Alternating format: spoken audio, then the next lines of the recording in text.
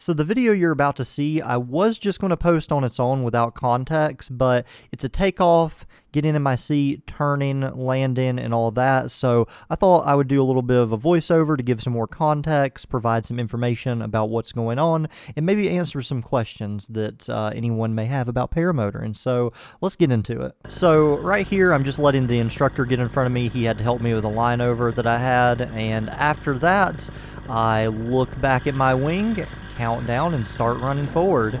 And as soon as that wing is at 11 o'clock, you'll see I release those blue things in my hands. Those are the A's. They help sort of keep the front of the wing inflated while you're running. And then I just keep adding throttle and add just a little bit of brake pressure there and just scoop myself off the ground. That was a pretty successful takeoff. I may have been a little bit deep in the brakes to start off, but nothing too major, and it was perfectly fine for getting off the ground.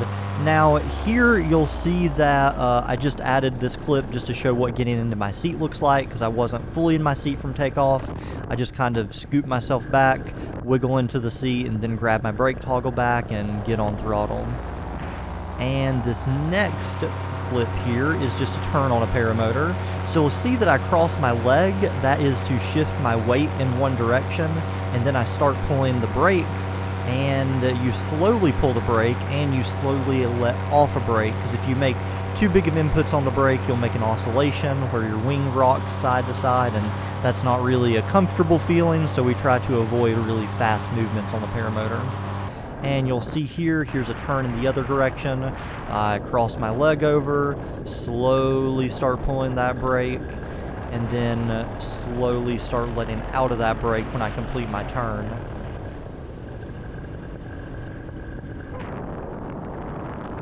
I should uncross my leg and let off the brake.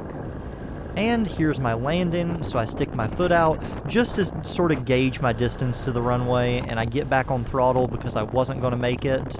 And then about right here is where I let off of my throttle. My hands go up so that I'm not pulling any brake pressure whatsoever. I get out of my seat, one foot goes in front of the other, and I start gliding towards the runway. And then right about here, I add a little bit of pressure to level myself out, and then I fully flare to bring the wing down.